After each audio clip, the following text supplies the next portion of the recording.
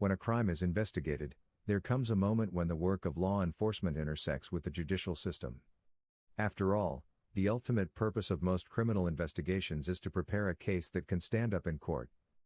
But real life is rarely that simple. Even a thorough investigation may not always lead to prosecution.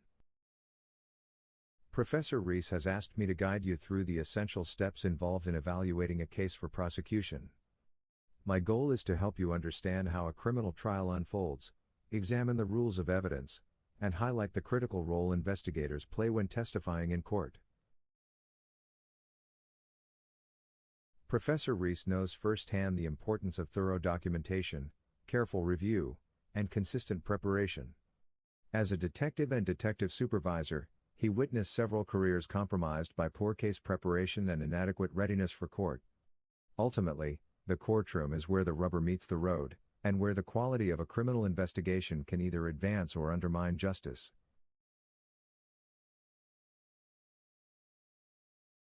Before a case ever reaches a courtroom, investigators must make critical decisions, often using substantial discretion. Just because probable cause exists doesn't mean an arrest must happen immediately. Investigators have to weigh multiple risk factors. Is the suspect likely to flee? Could they endanger others if left at large? And what hardships might premature incarceration create? While investigators make those decisions, prosecutors are assessing the case from their end. Their standard is straightforward: do they have enough information to believe they can prove the case in court? If the evidence isn't there, charges can't be filed, even if the investigator's work has been solid. Many officers and investigators rarely observe a full trial from start to finish, mostly because of time constraints or sequestration rules that keep witnesses outside the courtroom. So, let's break down how a criminal trial actually unfolds.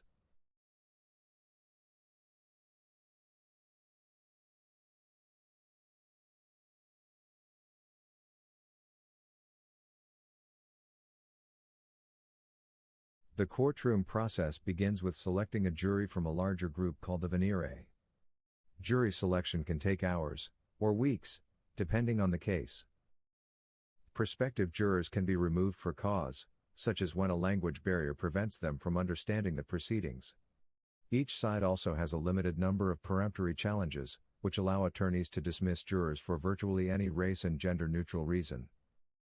Once selected, the jury is sworn in and promises to fairly evaluate testimony, evidence, and the judge's instructions before reaching a verdict.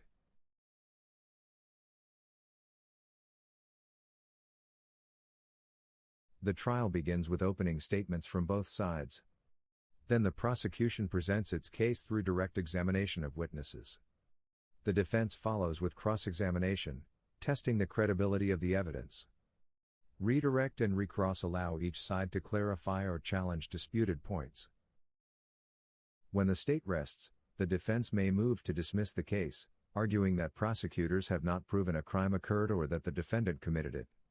If the case proceeds, the defense may present its own witnesses and evidence, followed by the prosecution's rebuttal and the defense's surrebuttal. Finally, both sides deliver closing arguments, and the judge instructs the jury on the law and their responsibilities before deliberation begins.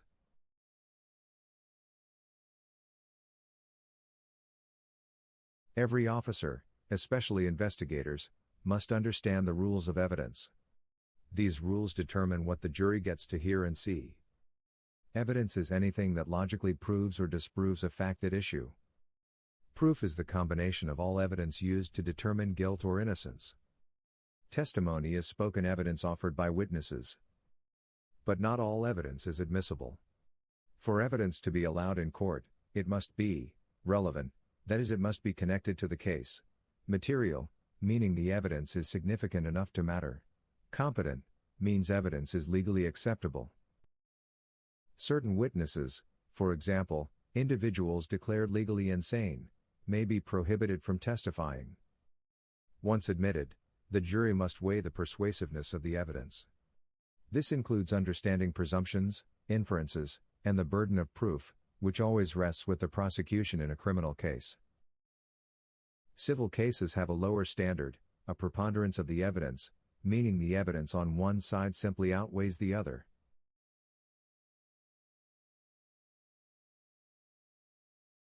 The justice system recognizes several categories of evidence. They are direct evidence, such as eyewitness testimony directly linking the defendant to the crime. Real or physical evidence, weapons, clothing, fingerprints, anything connected to the crime itself. Demonstrative evidence, maps, diagrams, photos, videos, tools to help explain testimony. Circumstantial evidence, indirect evidence that still logically connects the defendant to the crime. Despite popular myth, a person can be convicted on circumstantial evidence alone. Non-expert witnesses may give opinions on simple observations, like size, color, speed, or identity, when fact and opinion are intertwined. Expert witnesses, meanwhile, may offer interpretations based on specialized training or experience.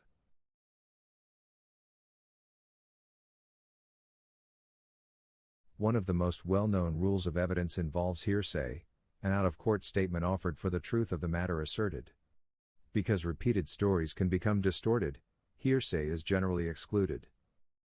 But there are important exceptions, including confessions, admissions that imply guilt, spontaneous or excited utterances, dying declarations, previous testimony when certain conditions are met. When reliability is high and trustworthiness is clear, hearsay may be allowed.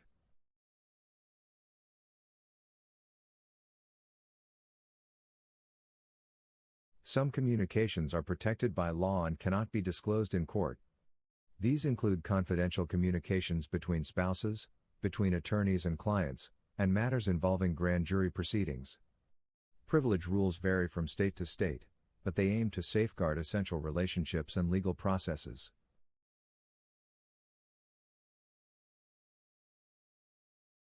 Witnesses are compelled to testify through a subpoena. Once in court, they must take an oath or affirmation to tell the truth.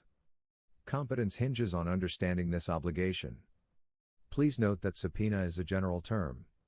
You will also hear the term subpoena duces tecum, which is a command to an individual to appear in court and to bring certain records or documents in his or her possession. For investigators, testifying effectively is crucial. A successful criminal case often depends on how clearly and professionally the investigator presents evidence.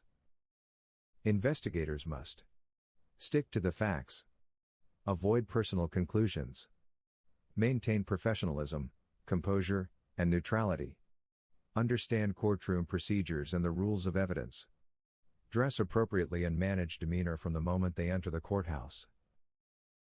Cross-examination tests credibility, and the defense will attempt to impeach the witness, challenging accuracy or consistency. Notes and reports may be used to refresh memory, but testimony should remain steady and impartial. Even exiting the stand matters, the jury's eyes follow the witness until they leave the courtroom. Finally, agencies take truthfulness seriously. Officers who lie may become Brady officers, barred from testimony and reassigned to non-sworn duties due to credibility issues. From investigation to courtroom testimony, the criminal justice process demands professionalism, preparation, and an understanding of how evidence works. Professor Reese hopes you understand that the investigator's role doesn't end with the arrest. Sometimes, the most important work begins in front of a jury. Have a great day.